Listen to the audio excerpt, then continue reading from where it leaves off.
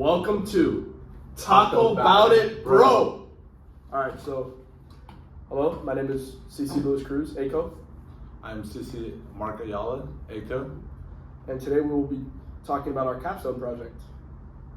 So, some of the topics that we're going to discuss today are, well, the main one will be, how have we developed in the 4 pillars of West Point, being academic, militarily, athletics, and character-wise, how have we developed to prep and prepare for our 47-month journey down at West Point?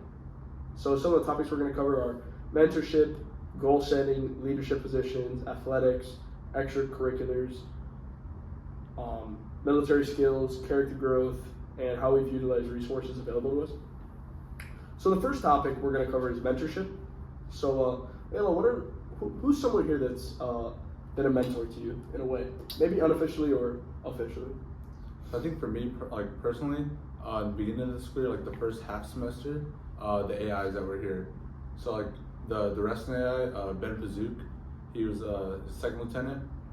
When he was here, he kind of served as that mentor for me in both wrestling and school, because he would always be there with us for practice, and we just kind of spend a lot of time with us. Even on duties, he'd come down to the study room and make sure we were on task, or making sure I was getting my work done, or if I needed anything.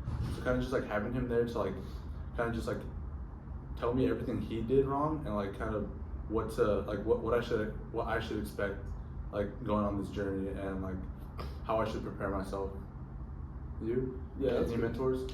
So for me personally, my mentors have really been unofficial mentors, because I feel like everyone here has that mentorship quality of just being so approachable.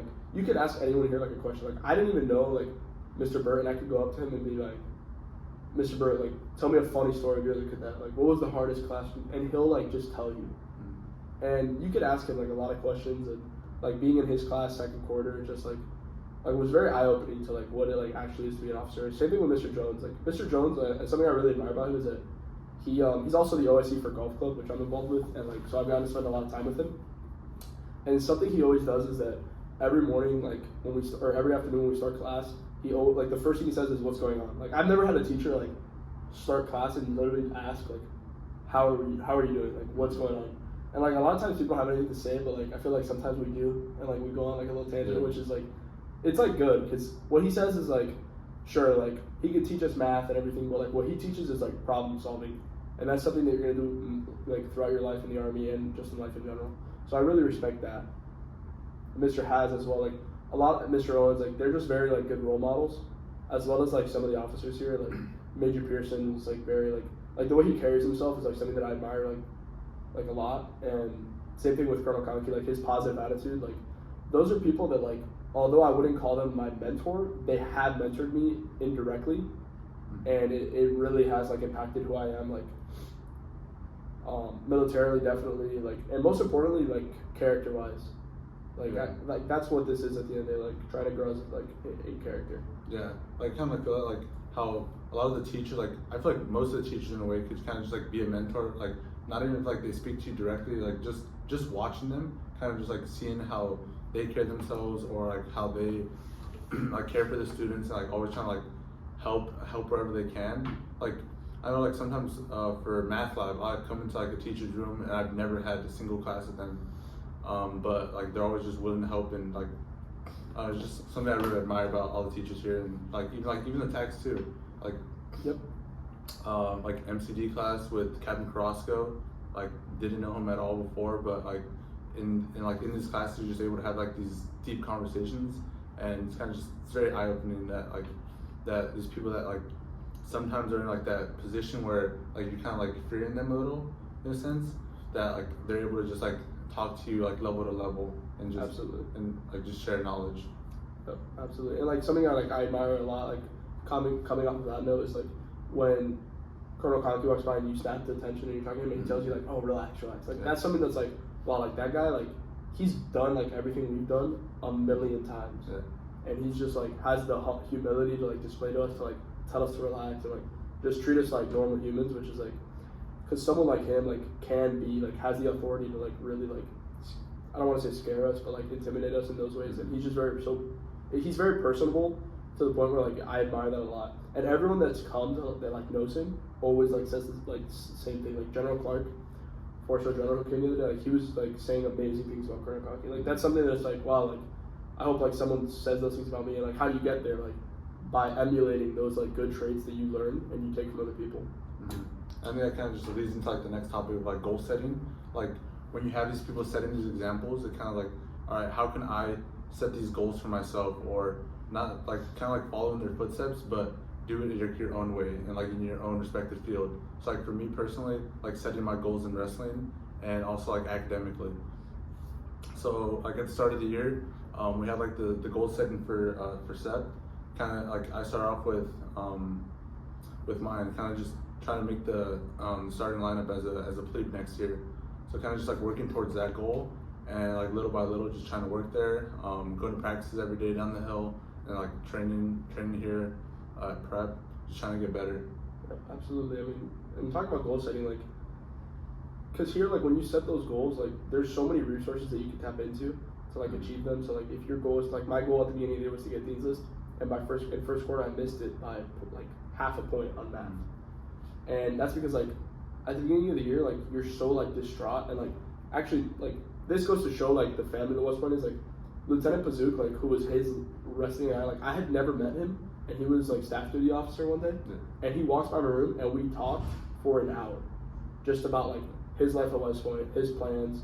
Like I learned that he's stationed in Hawaii, he's going to Ranger School, like all those things. And like I'm not his athlete, like I'm not in wrestling, like how would he, like there was no reason for him to just like start talking to me and like answer my questions so like personally. And like that is something that like I really admired.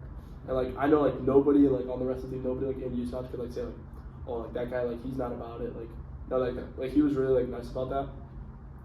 And what he said was that, so this goes into like evidence and like literal support, that he let me look into his window of what it is like when he was at USMAPS. And I asked him like, so like what was your biggest struggle like throughout your like 57-month journey? And he, like I did a sigh of relief when he said that his first quarter or first semester at USMAPS was the toughest time he had at West Point. Adjusting from like in high school where maybe like you squiggled by and all those things, and how we did like getting here and like struggling like that. And I realized like, wow, like that's right, like I really had to put so much effort into math. And ever since then, like I didn't get Dean's this first quarter, and then I got it second, third, and I'm definitely going to get it again because of the goal setting process that we've learned at CEP, that have been demonstrated to us, like all those things. Yeah, I think like with like how you said, like setting that goal for Dean's List, like even if like for me, I tried like first quarter, I was so close to getting comms list, and I missed it by I had like all A's, and I had one C in English, and that was the one thing that brought me down. And ever since then, I've been like trying to like work on my English a lot more. And this second semester, with probably like one of the most arguably the hardest teacher, Dr. Jeb, I've been working towards. I'm a former Dr. Jeb student last semester. Yeah, working towards a B. And after third quarter, he had came up to me and told me that he's like I see you have the potential to become a strong writer and become, as he says, a grammarian. So just like working towards that and like seeing. I'm a grammarian. And seeing how like those goals are definitely achievable, just like working towards them. And if like even if they don't come right away, just inching away at it like little by little, like 1%. Absolutely. Yeah. And I like talking on that note, like Dr. Jeb is someone that I truly admire because of like he's someone that's been in our shoes. He was an officer for over 20 years. Like he went to West Point. He was a core squad athlete. Like all those things. Like, and he's just a very like humble guy when it comes to like talking to us. And he leaves his phone and like he doesn't bring his phone to work. Like he literally just like in class, and every student that's had him, like I've never had a teacher like Dr. Jeb that makes you focus, like gets you to focus so well. Like a year ago, I would have never thought that I would have actually read These Truths, which is an 800-page book. There's no way. And even though like I just couldn't believe that. Also with the grammar, like now, like because of the grammar skills and like the reading and writing skills that he's ingrained in us, like I find myself like when I moved to a new teacher, like my grade like skyrocketed because like Dr. Jeb like set that standard, and he allowed us to like, because he grades so harshly and like holds us to such a high standard above like other teachers, students, and all those things, like when you, it really did us well, because although it was hard, like, okay, yeah, like you have to settle for getting like really like studying really hard to get like maybe not the grade you wanted, but now moving to another class and my grade goes up by 7 points and like I'm acing it because of like the high standard he held us to. I think it just goes back into like the resources of like the teachers, like even like with them grading hard and also like them also like coming like from also being in our shoes, like being in the military, like just being able to talk to them about like maybe a branch you're interested in, or like when they were a leader, how they get through these problems, and like how we have like our like little leadership positions, like me as a squad leader, kind of like it's not too like intense, but just like being in like kind of just being in charge of 7 people and like letting them know, it's kind of just like a little taste of that like responsibility, and just like getting us ready for when we're gonna become second lieutenants. Yeah, exactly. And I mean, that squad leader position you had, and I had like in the past, like this year, like it's arguably more responsibility than you have as a yuck 2 years into West Point. So squad leaders down the hill are cows for the most part. Like they're the NCOs, and yuck you're a team leader and you're only in charge of 1 to 2 cadets. So us having that edge is just like how USMAPS is preparing us for that 47-month journey. Because other people like aren't gonna have that experience. When you're applying for company commander down the hill as a firstie, you're gonna have like, hey, I went to USMAPS, I have this, and that I've done. Like I've held people, like I've been able to hold people accountable. I've had tough conversations, like, and although it's not a lot of work, but on top of like academics, athletics, and throwing in like, hey, we've got cleaning tonight, and making sure that 7 people, or even in a higher position, that 70 people as company commander, like you have like people that you need to get things done, and you are tasked with leading them. And peer leadership is hard. It is one of the hardest types of leadership. So that's a whole nother like beast that USMAPS like introduces to you, and we're introduced to it like before anything. Like this is our first like rodeo, and that's just cool. And also having like priors, like those are support groups that like during CBT and or CCBT and like FTX, all those things. Like those are people that are like, hey man, I don't know how to tie this Swiss seat around me like to like climb this cliff, and he's like people come in and help you, and like those people that have been in their shoes, like I've never had a prior who like didn't want to help me. Yeah, like for me, like during CCBT, swing, I got lucky. I got super lucky. I had Swingo as my roommate. Yep, first day, didn't even know how to like put any patches on my uniform. I was all messed up. Like he just like kind of just like showed me like basically, because he had came in as an E5 as a sergeant, so he had already like done like I think it was like 4 years already. So kind of just like showed me how to do everything, and just having that support like that. I could just like lean on him, and I knew I could ask him any question, no matter like how dumb it sounded. Like that he would like without judgment just show me, all right, this is what you got to do. So like if I help you out with this, you could show Armitage and Bishop, who are our sweet mates during CCBT. So it's just like it's nice having that person to fall back on, and like next year we're gonna be able to like to be that person to fall back on for during Beast. Yep, absolutely. Yeah. And yeah, like getting leadership positions and working towards those things, like that's something that is unique to USMAPS, because plebes aren't going to have any of those.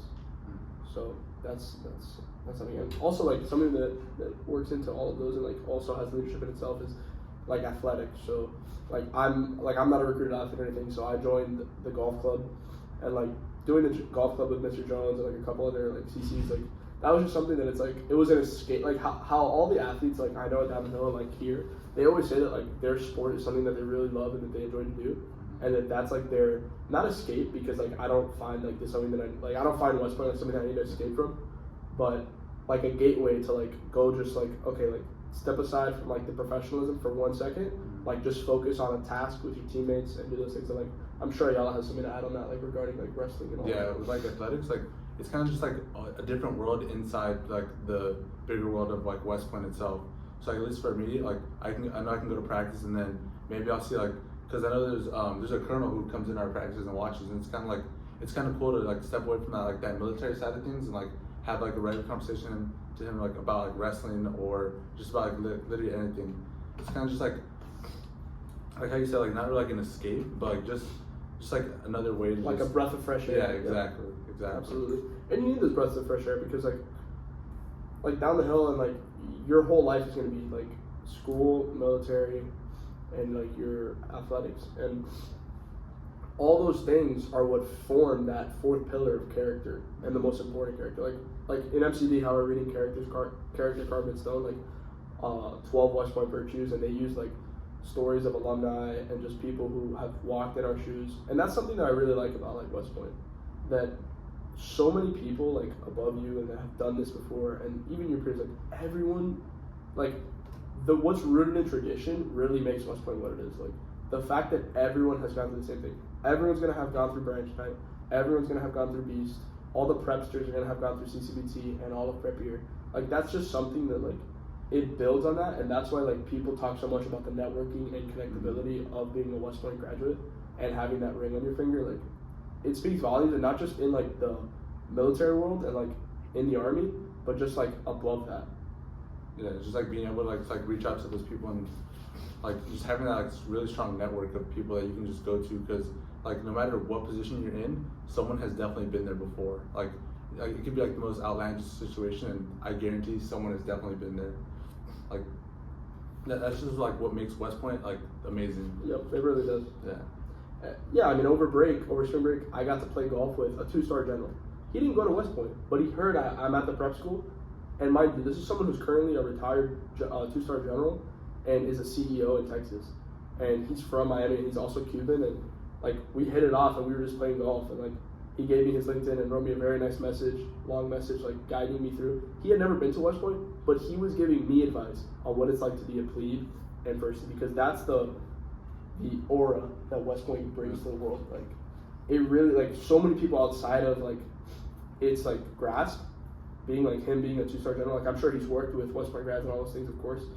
And he's someone that saw that in me, and I'm just at the prep school. I'm technically not even in yet, and he wanted to shine that light on me, and that just show like that like motivates you, because like it really like encapsulates what like Colonel Conkey and the Commandant, Sergeant Major, like all these people preach to us, that like be a good teammate, and like that's the Soup's message that like Colonel Conkey preaches a lot, like be a good teammate. And like I see that even like a CC like me, who like literally has like that guy has more time in the chow hall like than I have like in the army, and like he had like the humility to like give me guidance and those things, when like what do I have to offer him? I don't think, like, although Colonel Conkey would argue that we do have something to offer him. Yeah, I think it's like it all ties back into like character, like this character that like you can always learn from someone, like no matter if it's like their first day in the army or they've been in for 20 years, that there's always something to be learned from someone.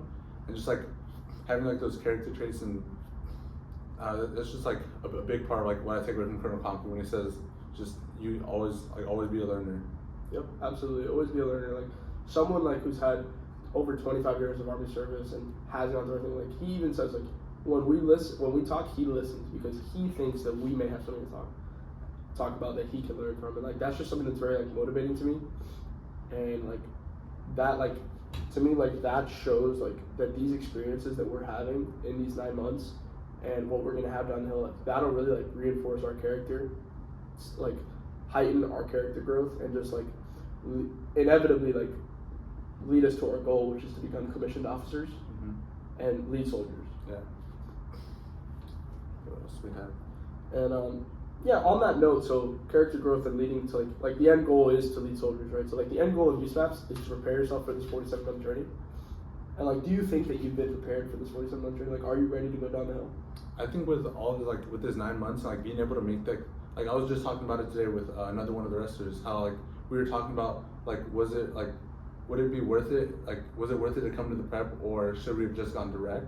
And like I was telling them like that it was 100% worth it to come to the prep, because here we're able to make like these little mistakes. Like say you get in trouble here, you get like maybe you get an Article 15 for something, like you have this time to learn from your mistakes, and it's not as severe as if you get an article down the hill, or say maybe you have like an honor violation, you cheated.